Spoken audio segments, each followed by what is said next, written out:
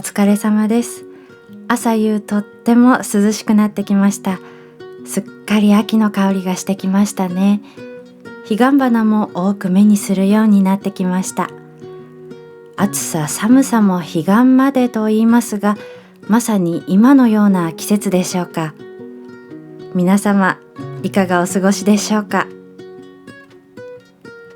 前回の動画で本棚を作りまして、その最後でこれはもしかしたらキャットタワーになりそうと言って終わったんですが、その直後がこちらです。ご覧ください。ワンスペースを我が物顔で使っております。本を並べようと思っていたのに予想外のインテリアでございます。憎めないずうずうしさっていうのはこのことでしょうか。家具や雑貨を置くと、まずは猫が試運転する。それがこの家での暗黙のルールになってきました。こちらが後から使わせてもらう、そんな順番です。猫が先に腰を下ろした場所はどこか不思議と落ち着きがあって、まるでここは安心できるよと印をつけてくれているよ。新しい家具を迎えるたびに小さな鑑定士が一番乗りで審査をしてくれる。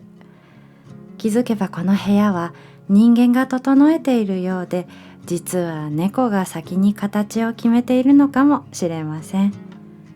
暮らしの主役は誰かと考えると、答えはもう明らかですね。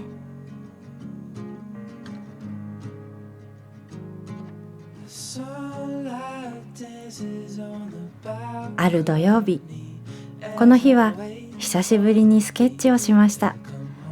もともと鉛筆画が好きなんですが、30歳を過ぎたあたりから水彩画を楽しむようになりました。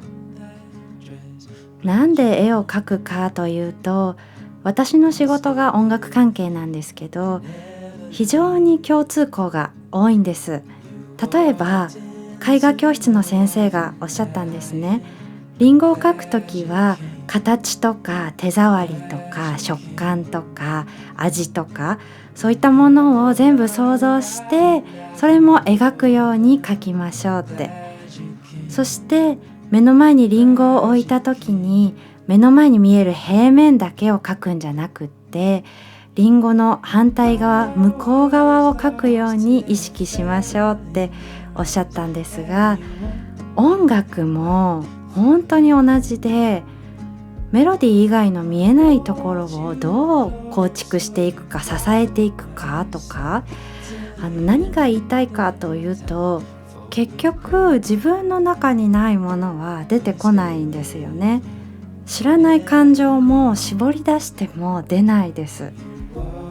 悩んだ時はこうやって絵を描いたりして、自分が描きたい音楽の線とかヒントをもらうこともあります。非常に専門的なお話をしてしまいましたが、気分転換も込めてなのでね、この日は憧れのヨーロッパの家をスケッチしていました。日本の古い建築も好きですが、こういう外国の片田舎にありそうな建物が好きです。スケッチなので簡単にさささっと描いていきます。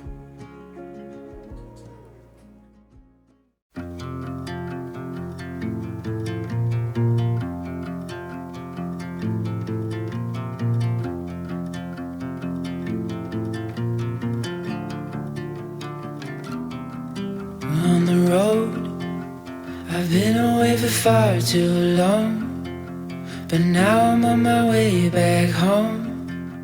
I hear the west winds calling out my name. They're telling me to head your way, down your road and past your gates. Keep your eyes on the horizon. I was looking to belong when I'd already found my home.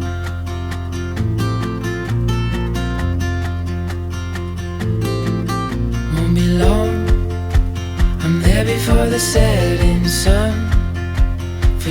fall into my arms, a place I call my home.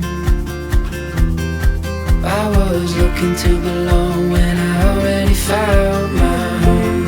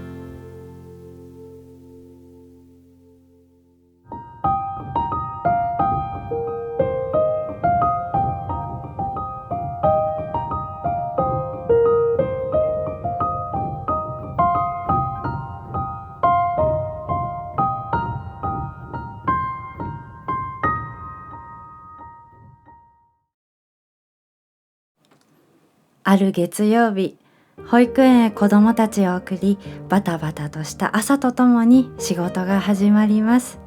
と、その前ににゃんこ充電。ボーイフレンドのあーちゃんと愛を育む時間です。腕の中にすっぽりと収まるその体温は、まだ慌ただしさが残る朝の空気をそっと和らげてくれます。ゴロゴロと響く喉の音は、まるで小さなエンジンのようで、デスクに向かう前のほんの数分、でもこの時間があるだけで一日の色合いが少し変わってくる気がします。コーヒーよりも効き目のある目覚まし、それがにゃんこ充電ではないでしょうか。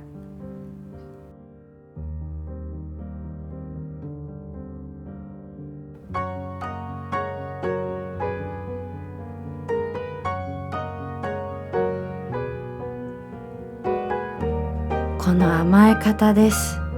相思相愛という言葉の他に何かふさわしい言葉はあるでしょうか。ひたすらメール作業に追われる日も、作曲に没頭する日も、レコーディングに向き合う日も、猫たちはいつも変わらずそっと寄り添ってくれる。ただそこにいてくれるだけで心が整っていく。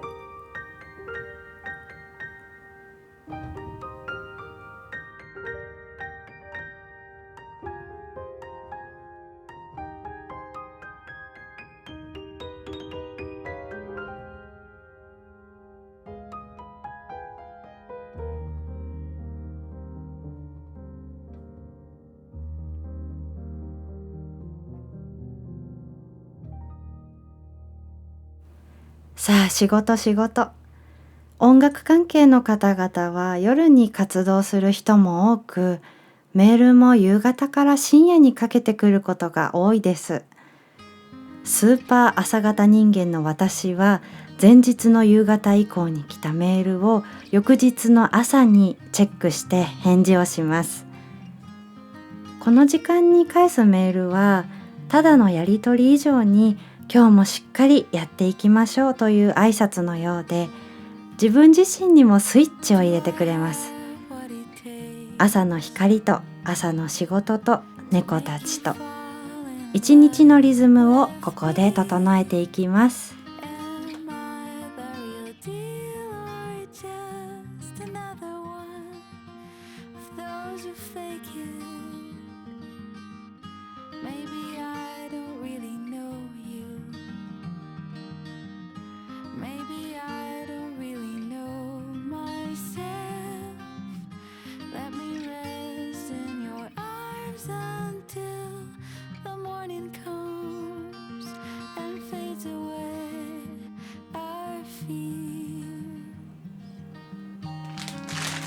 忙しい日のランチタイムということで、以前カルディの回でご紹介したこちらトロトロ軟骨ソーキそばを作っていきます。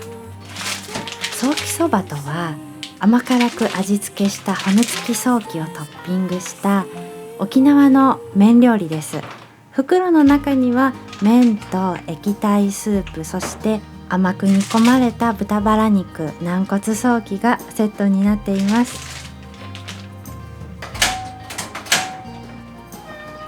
何？ご飯？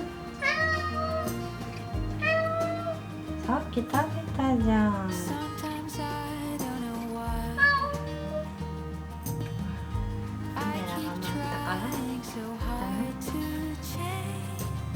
はいちゃん。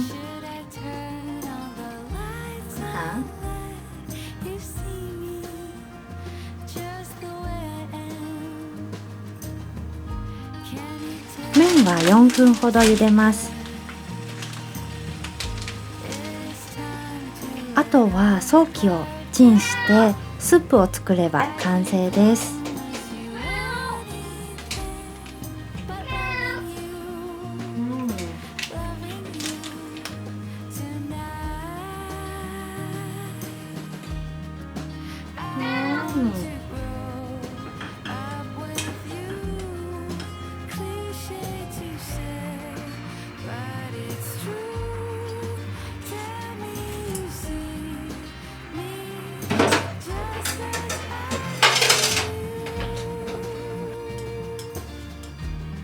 このね、ソーキのね、油もすごい美味しかったです。あとネギやなんかのトッピングはお好みで。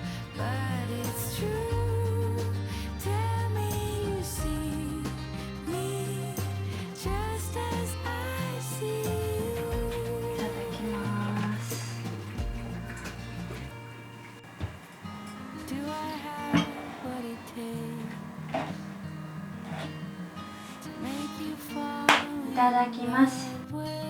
かつおだしを効かせたさっぱりとした味わいのスープに軟骨付き豚バラ肉を甘辛く煮込んだ軟骨ソーキのうまみがもうベストマッチでした。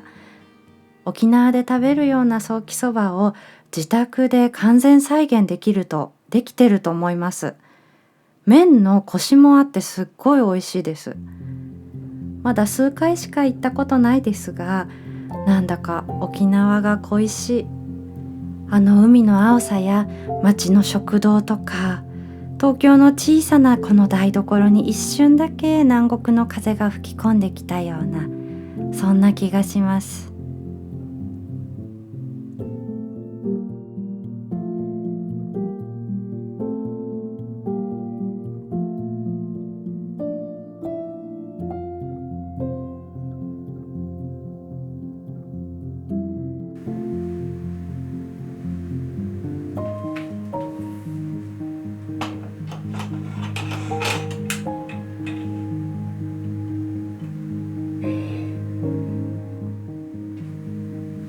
最近空き時間に読んでいる漫画がこちらです。ニッターズハイ。編み物好きの方はもう読んでる方多いんじゃないでしょうか。男子高校生がニットにどっぷりハマっていくという内容なんですが、今は男女関係なく編み物を楽しめる時代。でも私の推しポイントは作中に出てくる猫の行動です。こちら例えば見てください。この座布団を編んでいた時のうちの猫、まさにそのままなんですよね。毛糸を転がしながら時に邪魔して時に寄り添って、現実と漫画の猫が重なり合ってページをめくりながら思わず笑ってしまいます。これうちの猫じゃんと。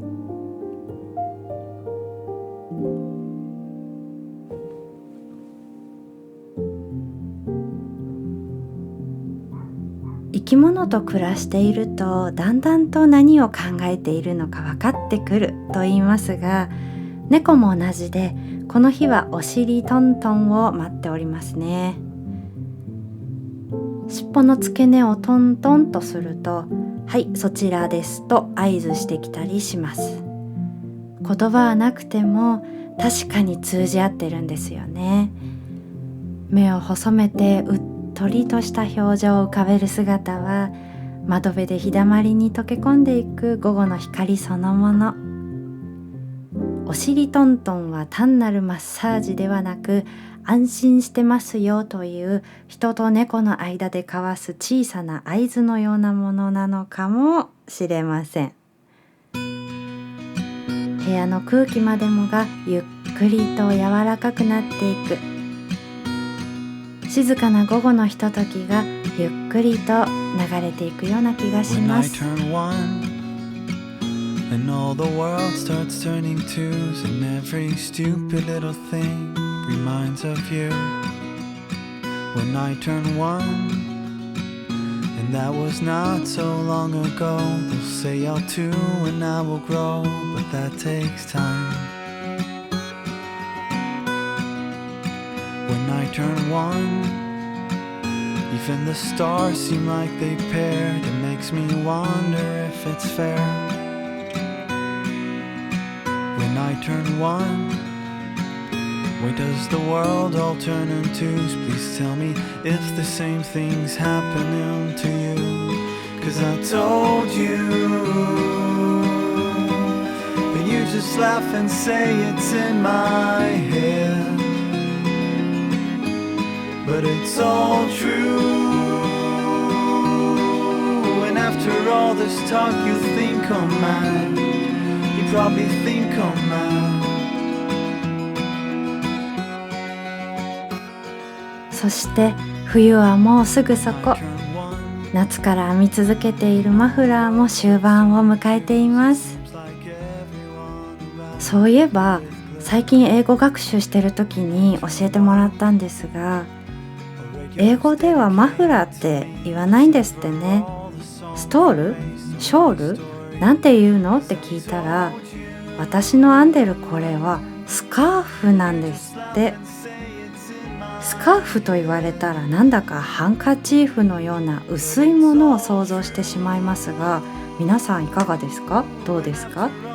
しかもカタカナでストールって言ってしまうと、屋台とか露店を想像してしまうとか。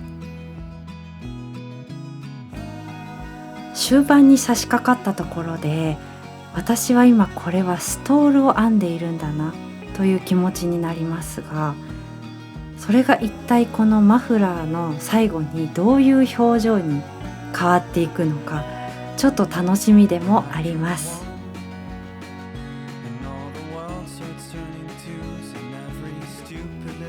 さあ、引き続きこちらの怠惰な猫をご覧ください。あーちゃんって決してデブではないと思うんですけど、体がね大きいんですよね。なんて言えばいいんだ、縦に長い、横に長いと言えばいいんですかね。サイズがデブではなくて大きいんですよね。だからこれ4人用で使うテーブルがすごい小さく見えますよね。なんでですかね。結構初めてあーちゃんに会う方も大きいですねって言われます。男の子だからかな。もう一匹一緒にいる白い小さい方は標準サイズなんですよね。でもあーちゃんが大きいせいですごいムムがいつも小さく見えます。種類は言わずもがなキジトラなんですけど、英語だとなんて言うんだろう。ブラウンタビーでいいのかな。世界中いろんなところにいますよね、キジトラって。せっかくなのでチャット GPT に聞いてみたんです。キジトラって世界中にいるのかと。そしたらキジトラの柄は猫の元祖とも言える模様なんですって。もともと家猫はリビアヤマネコアフリカンワイルドキャットが起源と言われています。そのリビアヤマネコの模様がまさにこのキジトラに似た模様だそうです。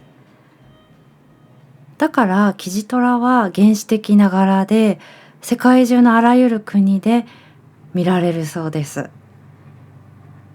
日本の野良猫のベースとしてもキジトラってやっぱり多いですよね。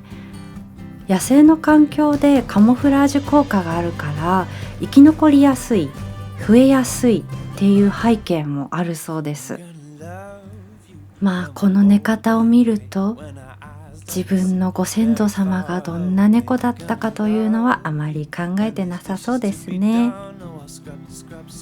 しかし何百年も続いてきた物語を語る模様だと思うとすごいですよね。あーちゃんの体に刻まれた模様は単なる毛並みではなくて、世界のどこかの砂漠を駆け抜けた先祖たちの足跡とか、森の奥で息を潜めていた静けさまでも写し取っているかのように見えてきます。人間が生地に柄を残すように、猫たちはその身に自然の模様を受け継いでいるのかもしれませんね。世界中どこへ行ってもキジトラに出会えるというのも素敵ですよね。パリとかニューヨークの公園でもバンコクでもどこかで同じように M 字の額を持つ猫が人々に見守られて生きている。旅先でキジトラに出会うと言葉が通じなくても心がほどけていくんですよね。この小さな生き物が実はとてつもなく大きな歴史を背負ってると思うとちょっとクスッとしますよね。まあ何度も言いますけど、そんなことは何にも考えていないんでしょうけどね。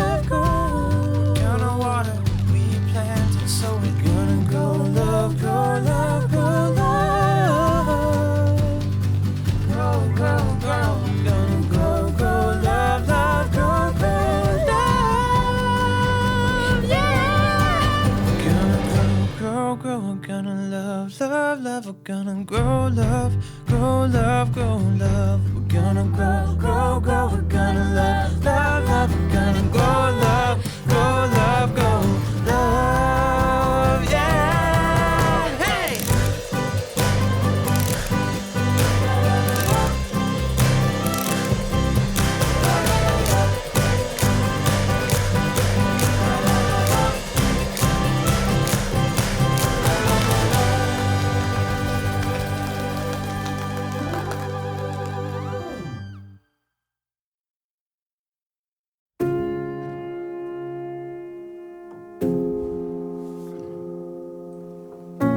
今日はここまでになります。今日はですね、あーちゃんの後頭部でお別れをしましょう。冬に向けて少しずつ毛並みがふっくらしていく背中を見ると、季節と一緒にこのアトリエもまた育っていくんだなと感じます。朝夕冷えますので皆様ご自愛ください。それではまた。